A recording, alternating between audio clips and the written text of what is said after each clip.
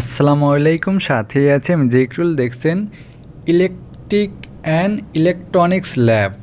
তো দেখতে পাচ্ছেন আমার সামনে মনিটর, কম্পিউটার মনিটর। পাওয়ার দিলে পাওয়ার অন হচ্ছে না। দেখতে পাচ্ছেন এখানে যে ইন্ডিকেটর বাতিটা থাকে সেই বাতিটা জ্বলবে, যখনই আমি পাওয়ার দেব তখনই বাতিটা জ্বলবে, পাওয়ার অন হয় না। ঠিক আছে, ভিডিও অনেক বড় হয়ে যাবে, এর জন্য কিন্তু আমি আগেই এই কাভার খুলে নিয়েছি। ঠিক আছে, এই মনিটরের এই জ্যাকগুলো আমি খুলে নিচ্ছি। জাস্ট এইখানে যে পিসিবি বোর্ডটা আছে, এই যে বোর্ড, এই বোর্ডটা আগে আমি সুন্দর করে এই স্ক্রুগুলো আছে, স্ক্রুগুলো আগে খুলে নেব। ঠিক আছে, আমি কিন্তু কাভার খোলানো দেখাই নাই, জাস্ট কাভার খোলানো আমি লাগানোর সময় আপনারা দেখলে বুঝতে পারবেন যে কিভাবে খোলে। ঠিক আছে, তাই আমি এক হাত দিয়ে মোবাইল ধরে রাখছি আর এক হাত দিয়ে ভিডিও করতেছি। দেখেন আমি কিন্তু সার্কিট বোর্ড খুলছি, এখন এখানে যে রিবনটা আছে এটা খুলে নিচ্ছি। দেখেন এই ফ্ল্যাট কেবলটা খুলে নিলাম। ঠিক আছে, ফ্ল্যাট কেবলটা খুলে নেওয়ার পরে এখন আমি মনিটর, ঠিক আছে, মনিটর সরায় নেব। আগে আমার যে এই এলসিডি, হ্যাঁ, ডিসপ্লেটা আমি সরিয়ে নিলাম, নেওয়ার পরে এখন আমি যে মাল্টিমিটার নিয়েছি।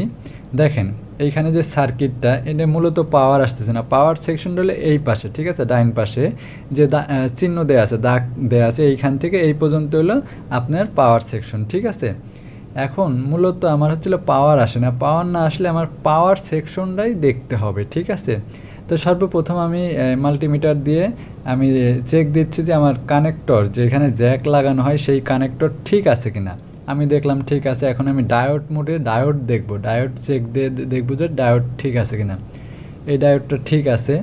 এরপরে এগুলো এসএমডি ডায়োড। ঠিক আছে, এই ডায়োডটার মান ঠিক আছে। হ্যাঁ, মূলত এই ডায়োডগুলো দেখতে হবে আগে। তারপরে এখানে যে মানে আপনার এই যে সেকশনটা দেখতেছেন, এটা হচ্ছিল আপনার এসি লাইন ইনপুট। ঠিক আছে, এইটুকু আগে দেখতে হবে। এখন আমি ভোল্টেজ মেপে দেখব, আমার এই লাইন দিয়ে ভোল্টেজ মেপে দেখব এসি 220 ভোল্ট ঢুকতেছে কি না, আবার এইখান থেকে যে এসি আউটপুট হচ্ছে কত পর্যন্ত যাচ্ছে এটা আমাকে দেখতে হবে। ঠিক আছে, সর্বপ্রথম আমি এসি লাইন ইন হয়েছে কিনা দেখেন, এসি লাইন কিন্তু 232 232 লাইন ঢুকছে ভোল্টেজ। ঠিক আছে, এখন এরপর এদিকে মেপে দেখতেছি, এইখানে কিন্তু ভোল্টেজ শো করতেছে। তারপরে পাশে পাশে আপনার এইখানে তো দেয়া আছে, মানে ডিসি দেয়া নাই, এসিতে মাপতেছি। যাই হোক, এদিকে ভোল্টেজ আছে। ঠিক আছে, এখন মানে আউটপুটটা হচ্ছে না, যে আপনার এসিটাকে ডিসি করে যে আউটপুট দিচ্ছে সেই আউটপুটটা হচ্ছে না। তাহলে যে এই ক্যাপাসিটরের চার্জটা ডিসচার্জ করে দিতে হবে আগে। ঠিক আছে, তা না হলে কিন্তু হাতে শক করবে। ঠিক আছে, আমি যে ডিসচার্জ করে দিলাম। আর ইলেকট্রনিক্সের কাজ করতে হলে দেখে শুনে বুঝে কাজ করবেন, খুব সতর্কতাভাবে কাজ করবেন। ঠিক আছে, এখন আমি আবার মাল্টিমিটারে ডায়োড মোডে দিয়ে এখন ডায়োড চেক দেব। দেখেন এই ডায়োডটা কিন্তু শর্ট দেখাচ্ছে। ঠিক আছে, এইখানেকার যে ডায়োডটা আছে এটা শর্ট দেখাচ্ছে, এই পাশে ধরলাম, দেখেন এটাও এই শর্ট দেখাচ্ছে। তারপর পাশের যে ডায়োডটা আছে এটা দেখি, এটা কিন্তু মান দেখাচ্ছে, তার মানে এই পাশের ডায়োডটা ঠিক আছে। একটা ডায়োড কেটে গেছে, এটা হচ্ছিল জিনার ডায়োড। ঠিক আছে, জিনার ডায়োড, এটা হচ্ছিল আপনার 200 এ লেখা থাকে। ঠিক আছে, 200 এম্পিয়ার। ঠিক আছে, তাহলে আমি এই সোল্ডারিং তাতাল দিয়ে আমি জিনার ডায়োডটা খুলে নেব, যেহেতু আমি এই ডায়োডটা শর্ট পেয়েছি, মানে এইখান থেকে এই ডায়োডের মাধ্যমে কিন্তু আউটপুট দেয়। ঠিক আছে, সেই আউটপুট যদি না পান তাহলে কিন্তু আপনার এই টিভি অন হবে না। ঠিক আছে, মনিটর অন হবে না। দেখেন আমি আবার মেপে দেখাচ্ছি, দেখতে পাচ্ছেন ডায়োড শর্ট থাকলে তো আপনার কাজ করবে না। ঠিক আছে, জাস্ট আমি নতুন একটা ডায়োড নিয়ে নিচ্ছি, আগে সাকার দিয়ে পরিষ্কার করে নেই। ঠিক আছে, আমি সার্কিটের এই আমি যে ডায়োডটা বসাবো এটা সাকার দিয়ে পরিষ্কার করে নিলাম। এখন আমি ডায়োড বের করব। ঠিক আছে, এই যে আমি এখান থেকে একটা ডায়োড নিয়ে নিচ্ছি, এটা হলো 200 এম্পিয়ার লেখা। ঠিক আছে, 200 এম্পিয়ারের ডায়োড। এখন জাস্ট আমি লাগিয়ে দিয়েছি, ভিডিও অনেক বড় হয়ে যাবে। এখন উপরের লেগগুলো আমি কেটে দিলাম, দুইটা লেগ কেটে দিলাম। দেখেন এখানে কিন্তু আমি লাগিয়ে দিয়েছি। ঠিক আছে, জাস্ট এখন আমি মনিটরে মানে লাইন দিয়ে মানে ফ্ল্যাট কেবল লাগিয়ে জ্যাকগুলো লাগিয়ে তারপর আমি পাওয়ার দিয়ে দেখব যে আমার পাওয়ার অন হয়েছে কিনা।